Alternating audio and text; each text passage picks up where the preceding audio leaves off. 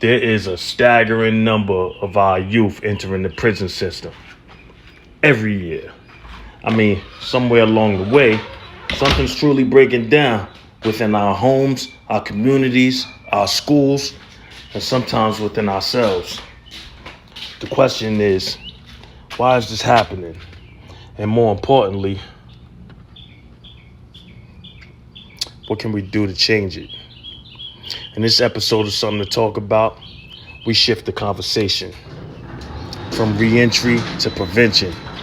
We explore the root causes that lead so many young people into the criminal justice system and discuss practical solutions that can help redirect lives before it's too late. Listen, this isn't about blame. This is something to talk about. He got his ear to the streets to talk about. So when you hear Shayne Speaks, to talk about. Yeah. There's a new message every week to talk about. So when you hear Shayne Speaks, to talk about.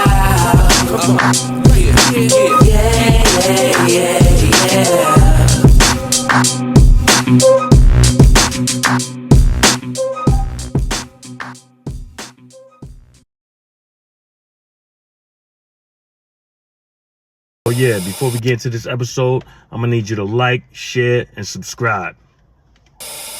What's going on, everybody? Welcome back to another episode of Something to Talk About.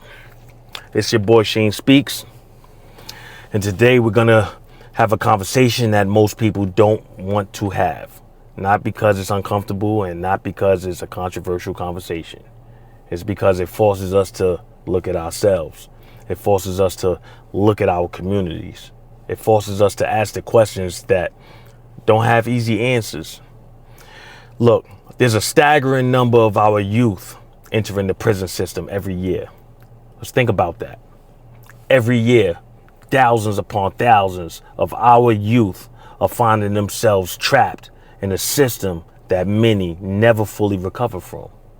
And before anybody starts talking about crime, punishment, and consequences, let's slow it down for a sec. Because the question isn't just why they are going to prison. The bigger question is, how did they get there in the first place? Because see, prison doesn't usually start at prison. It usually starts years before prison. It starts in the home. It starts in the neighborhoods. It starts in the schools. It starts with the influences around us. It starts with the decisions we make when we're young and don't fully understand the consequences of our actions.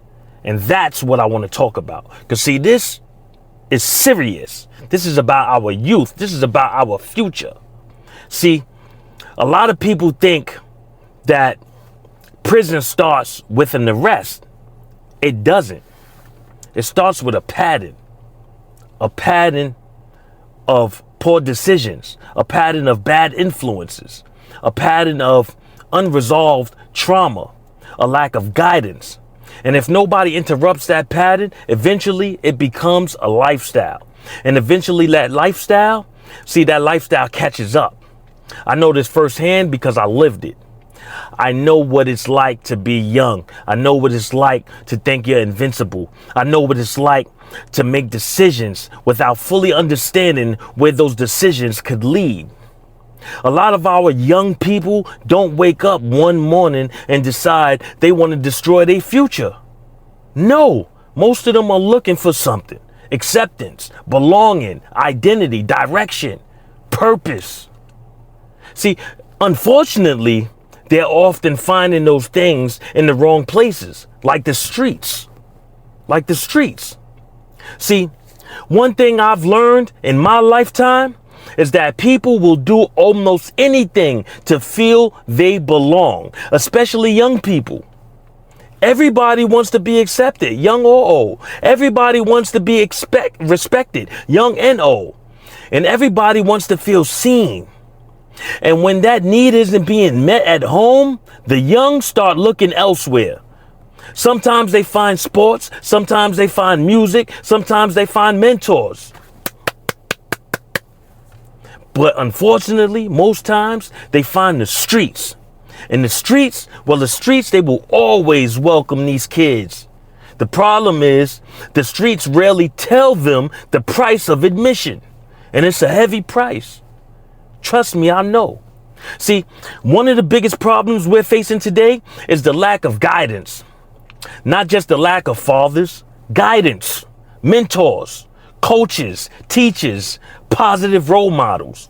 People willing to tell a young person, a young man, a young woman, you're better than that. Think before you act. There's another way. Some young people have never had anyone constantly pour into their lives. Nobody correcting them. Nobody challenging them. Nobody showing them another path. And when guidance disappears, influence takes its place. The question becomes, who's influencing them? Social media? The streets?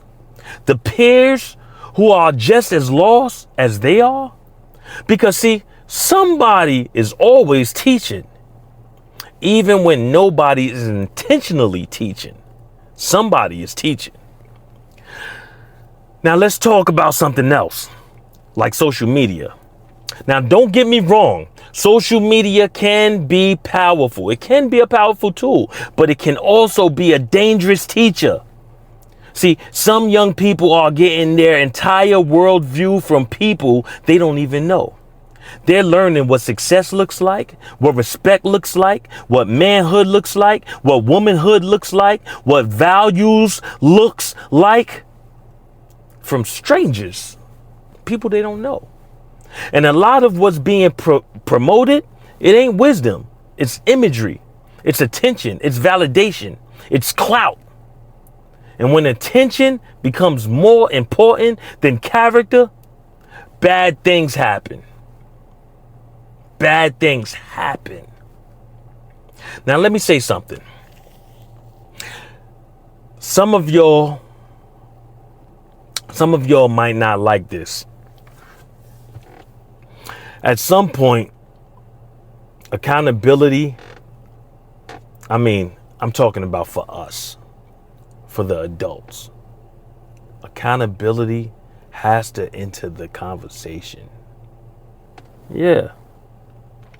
Sure. Because, communities matter.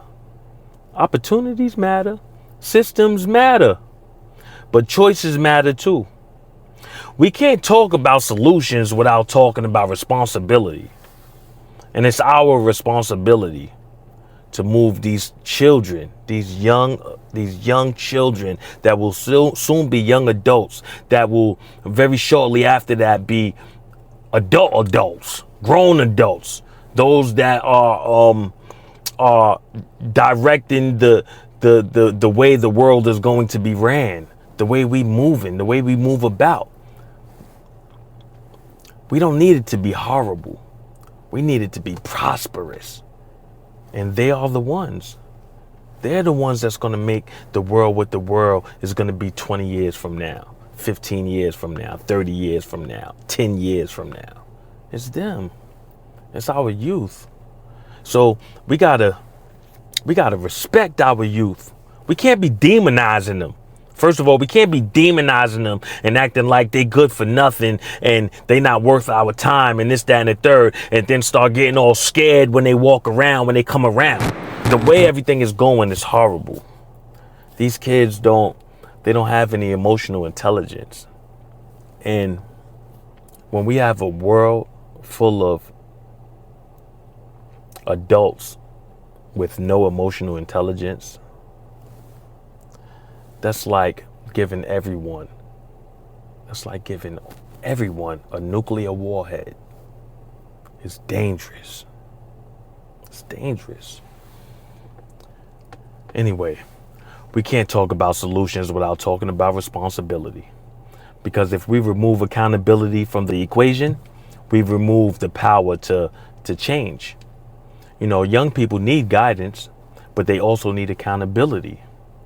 Because accountability, it isn't just punishment. Accountability is correction.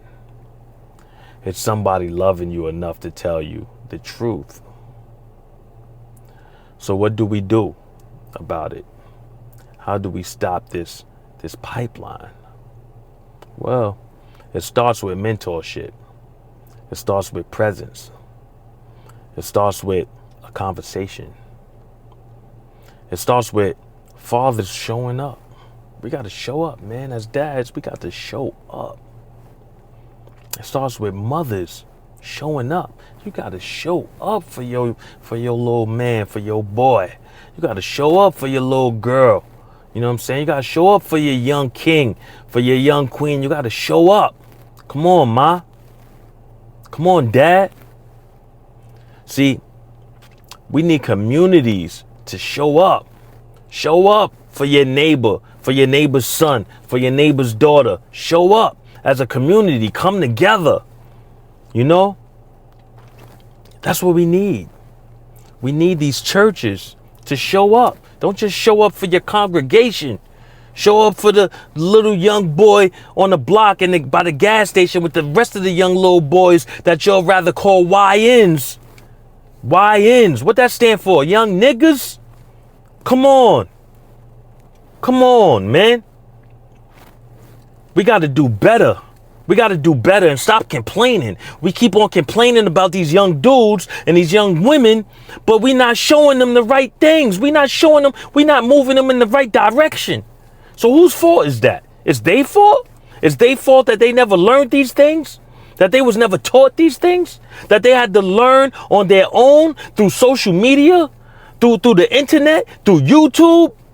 Come on. That's why me and myself, I'm utilizing this platform to talk to my people, to talk to the youth, to talk to my people, to talk to the men, to talk to the women, you know, that's out there.